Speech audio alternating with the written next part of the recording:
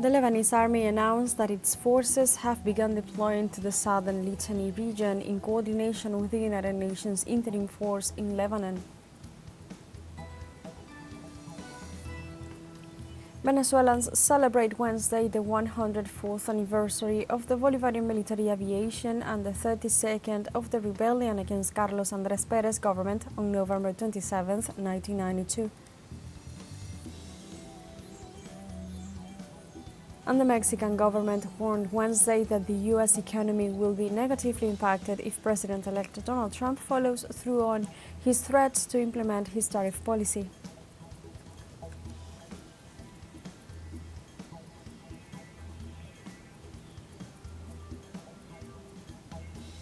Hello and welcome to From the South. I'm Alejandra Garcia from teleSUR Studios in Havana, Cuba. We begin with the news. Stay with us.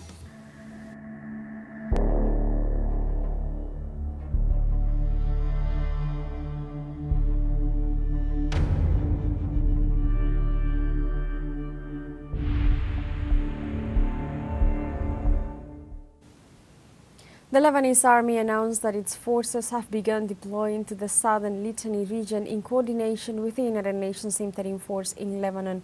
According to local media, military troops and all security forces moved from various areas of the country to settle in the southern sector of the Litani region, located 70 kilometers south of Beirut.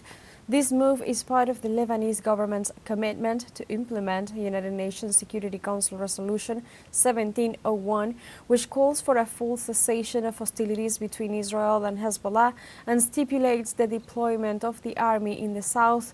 On the other hand, the Lebanese Army Command urged displaced people returning to villages and towns bordered in Israel to obey the directives of the military units and not to approach areas where Israeli forces are present.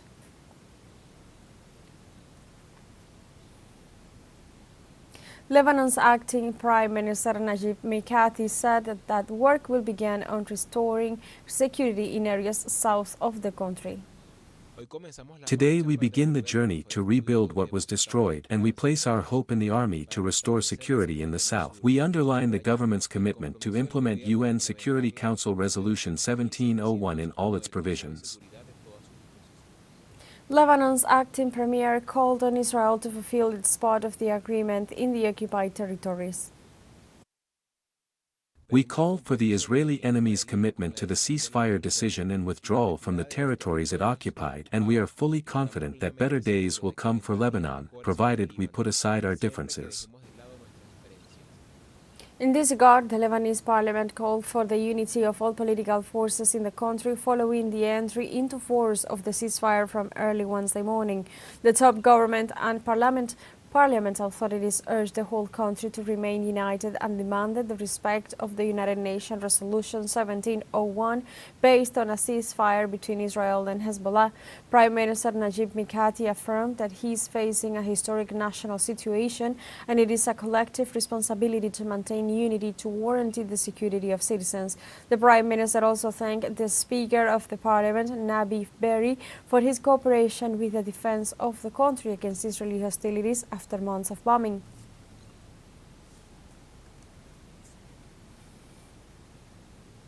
Russia welcomed Wednesday the ceasefire agreement between the Israeli occupation and the Lebanese resistance movement Hezbollah and hoped it would be effective. Russian Foreign Ministry spokeswoman Maria Zakharova expressed that her country looks favorably on any agreement, potential or concluded, that would stop the spiral of violence and the bloodshed in Lebanon. However, she warned that the deal had to be actually effective. On Tuesday, U.S. President Joe Biden announced that Israel and Lebanon had accepted a proposal to end the war, describing the development as good news.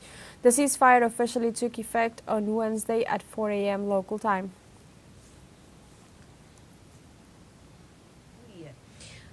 On Wednesday, Turkish President Recep Tayyip Erdogan also welcomed the ceasefire agreement between Israel and the Lebanese resistance group Hezbollah.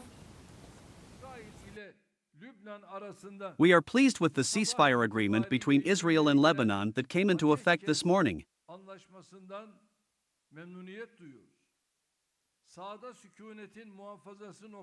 We expect all parties, especially Israel, to fulfill their responsibilities to the letter toward maintaining peace on the ground.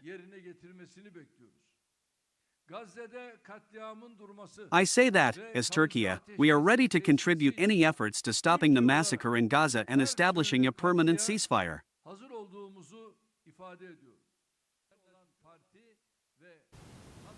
And now we have a short break coming up, but first remember you can join us on TikTok at teleSUR English, where you'll find news in different formats, news updates and more. We'll be right back, stay with us.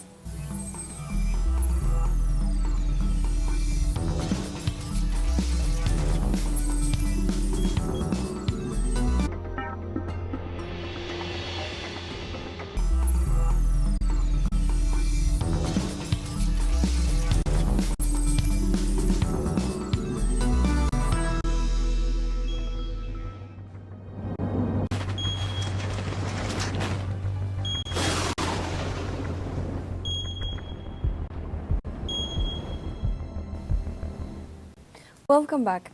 South Korea's capital, Seoul, is experiencing the worst snowfall in history, and authorities are taking the necessary measures to prevent damage.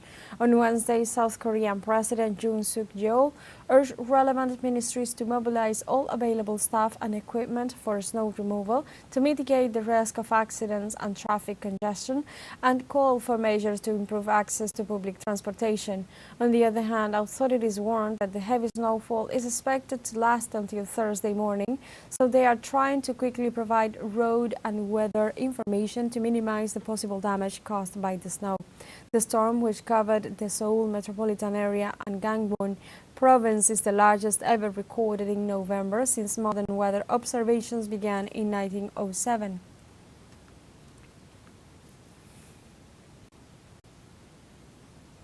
In Sri Lanka, President Anura Kamura Disanajake issued an order for the protection of people in areas affected by the storm that threatens the South Asian island.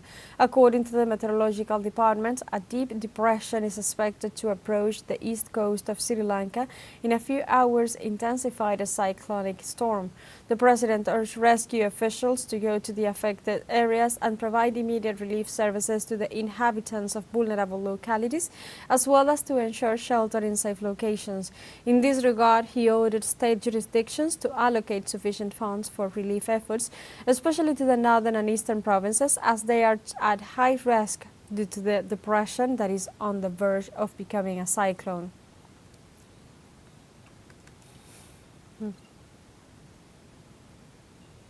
Around 2,000 people took to the streets of Romania's capital, Bucharest, on Wednesday to protest the non-expected lead of far-right presidential candidate Călin Gheorghiu.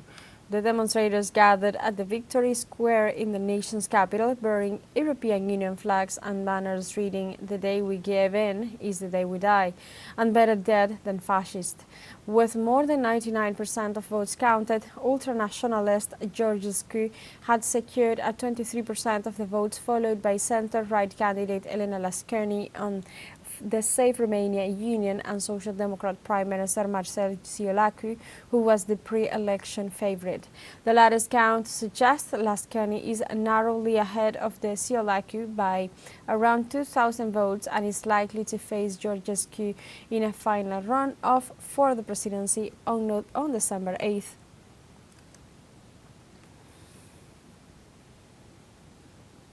Venezuela hosts the International Anti-Fascist Meeting for a New World. This two-day event is held on November 27th and 28th at the Bolivar Park Convention Center in Miranda State. The meeting will be attended by delegates from different countries who will discuss strategies to give answers and assign tasks to prevent fascism from imposing itself in the sovereign peoples of the world. The meeting will also consolidate the ideas that emerged during the Anti-Fascist Youth Congress that took place on November 22nd and 23rd in the capital city of Caracas. These events consolidate Venezuela as the capital of the struggle against fascism and as a space to unify people's voices that were and are victims of fascism. El fascismo sí fue casi derrotado, diría yo. Fascism was almost defeated. Fascism muted in 1945. It blended with the oligarchies and the bourgeoisie of the time, and slept for a while to re-emerge today with greater force to continue its domination over the peoples. because they are the same today.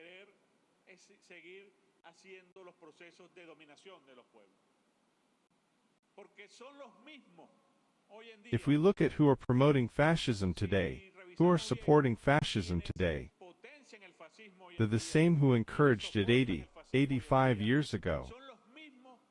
They are just the same. That hasn't changed a bit.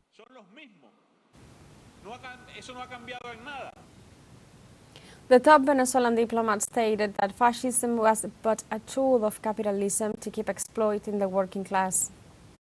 El fascismo no es más que una derivación, es más como un elemento. Fascism is nothing more than a byproduct, a tool used by imperialism and capitalism to keep dominating and exploiting the working class. So the anti-fascist struggle is also an anti-capitalist struggle, a struggle for the construction of socialism, which is the only way we know, as Comrade Rander said, to eliminate both capitalism and its most violent expressions, its most horrifying expression, which is fascism.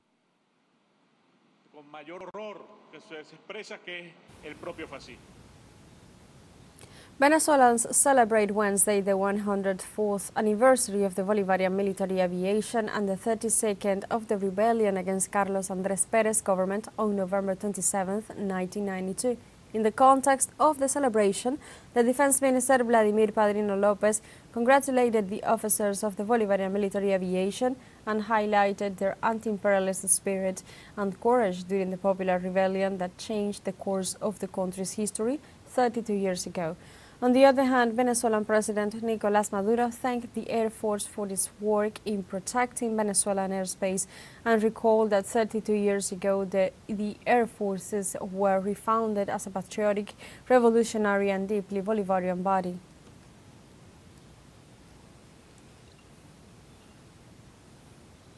The Venezuelan government issued a communique on Wednesday strongly rejecting the recent imposition by the outgoing U.S. government of new unilateral coercive measures against the Venezuelan people.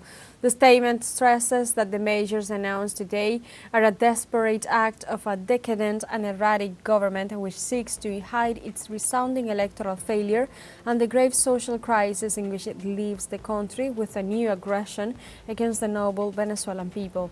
It adds that these measures do not promote democracy in Venezuela, but rather seek to give a last breath to a scattered and discredited fascist group that has no roots in the Venezuelan population in order to prolong its failed policy of regime change.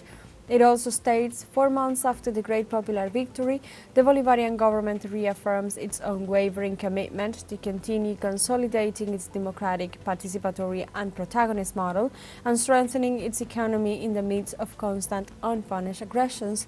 The communique closes by stressing that the Bolivarian Republic of Venezuela, faithful to its historical tradition of struggle and sovereignty, reiterates before any attack that the people of Bolivar and Chavez will never be defeated and that its triumphant path towards the consolidation of peace and political, economic and social stability is irreversible.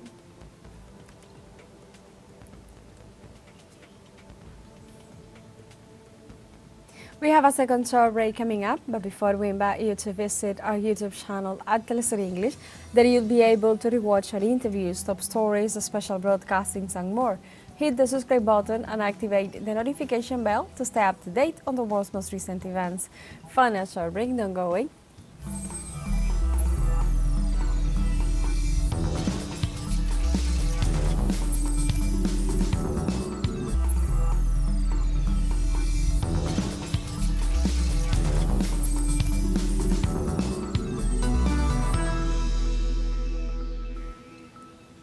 Welcome back.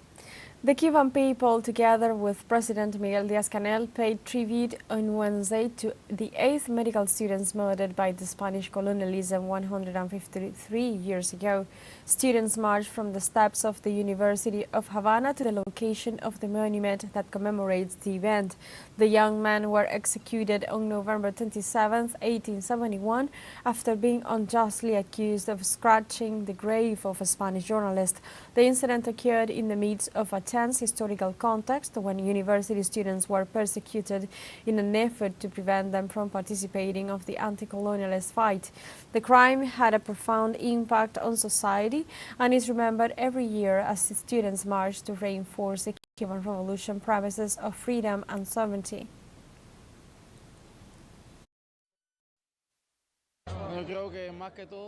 I believe that, above all, this type of events, this type of gatherings, have an essential explanation, and it is the support that the Cuban youth gives to the revolution and its highest leaders nowadays.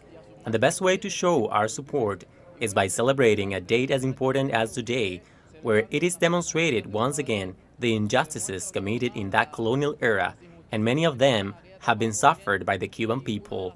But even so, we remain united and with a clear mind in what we must defend, which is none other than the socialist revolution, and of course, defend the ideas of our undeniable leader, Fidel Castro. The Mexican government warned Wednesday that the U.S. economy will be negatively impacted if President-elect Donald Trump follows through on his threat to implement his tariff policy. This way, the Mexican Secretary of Economy, Marcelo Ebrard, alerted that close to 400,000 jobs would be lost in the United States if tariffs against the country are increased, since the measure would significantly affect the three largest U.S. automotive companies in Mexico. Furthermore, Ebrard explained the action would be equivalent to doubling the tax on profits of U.S. companies, so consumers would have to pay for more expensive products, thus reducing the nation's economic growth. In this regard, Mexican President Claudia Sheinbaum stressed her government is working on an immediate response to the measure.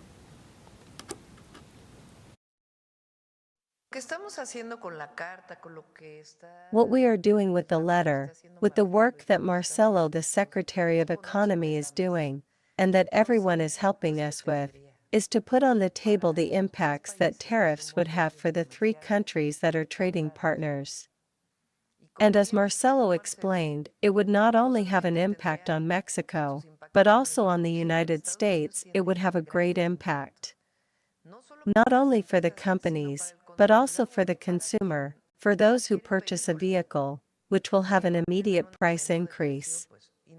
So we are putting on the table the impacts that would have. Also in this context, the Mexican head of state, Claudia Sheinbaum, asserted she will always defend Mexican migrants, assuring they contribute greatly to the United States economy.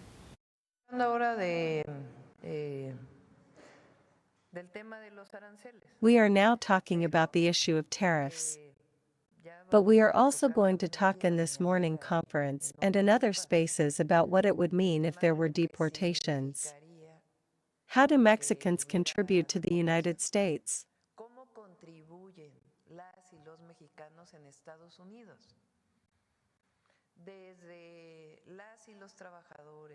From the farmers who work the land, who are outstanding, to the scientist who works somewhere else. Because all of our fellow citizens on the other side of the border contribute to the economy of the United States.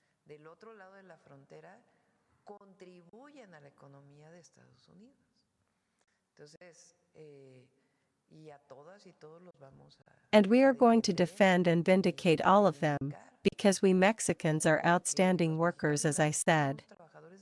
So, this idea that they are criminals is false. They are hard-working men, women like no other.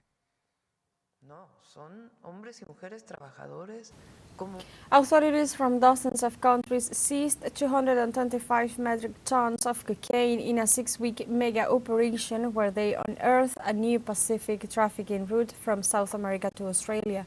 The massive bust involved the security agencies of the United States, Brazil, Spain, the Netherlands, and several other nations, as well as multiple international organizations.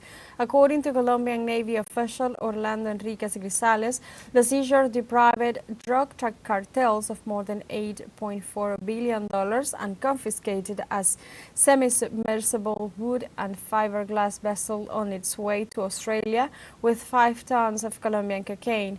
The operation also uncovered previously unknown alliances between cartels from Mexico, Brazil, Colombia, Ecuador, and Peru, with groups from Europe and Oceania.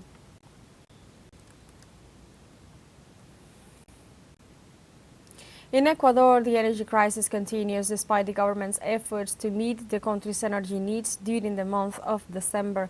The Minister of Energy and Mines, Inés Manzano, assured that the measures are being taken to fulfill the commitments of boosting the energy sector and advancing in projects that will provide solutions to the energy crisis. In this regard, the government stated that a new cutback plan and the activation of hydroelectric power plants that remain shut down due to low water levels will make it possible to reduce blackouts to 10 hours. In spite of this announcement, experts warn that due to the increase in the country's energy consumption during December, the measures implemented by the government do not represent a solution to the energy crisis. We have come to the end of this news brief, but you can find this and many other stories on our website at telesurenglish.net and join us on social media. We are on Facebook, X, Instagram, Telegram, and TikTok as well. With Telesur English, I'm Alejandra Garcia. Thank you for watching.